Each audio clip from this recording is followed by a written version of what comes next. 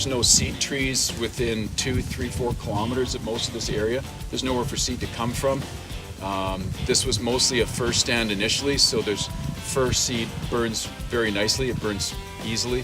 Unlike a pine forest in the Chilcotin, there wasn't much to regenerate here after a fire, the way pine likes to do. So we said, you know, the chances are there's very little chance this is going to regenerate itself naturally. We put together an area here that's about 150 hectares that we kind of set out that wasn't going to have salvage logging and didn't have any sort of chance of regenerating itself naturally. So we were able to locate some surplus fir, some spruce, some larch, and some yellow pine. And